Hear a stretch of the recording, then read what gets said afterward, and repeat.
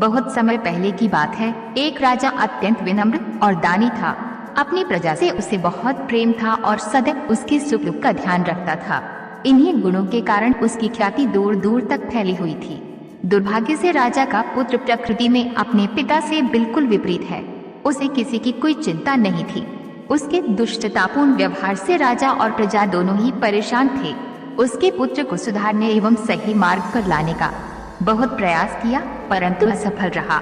उसे ज्ञान देने हेतु दूर दूर से विद्वान एवं मनीषी बुलाए, परंतु दुष्ट बालक के व्यवहार में कोई परिवर्तन नहीं आया, बल्कि आयु बढ़ने के साथ साथ उसके दुगुणों में वृद्धि ही होती गई। सौभाग्य से एक दिन महात्मा बुधवार भी उस राजकुमार को सही मार्ग पर लाने की चेष्टा से उसके पास आए। उन्होंने न तो उसे डराया धमकाया, न बुरा भला कहा, बल्कि स्नेह से एक नीम के पौधे के पास ले गए और राजकुमार से उस पौधे का एक पत्ता चखने को कहा। नीम के पत्ते को खाने से राजकुमार का मुंह कंगवा हो गया और क्रोध में आकर उसने उस पौधे को उसी समय उखाड़कर फेंक दिया।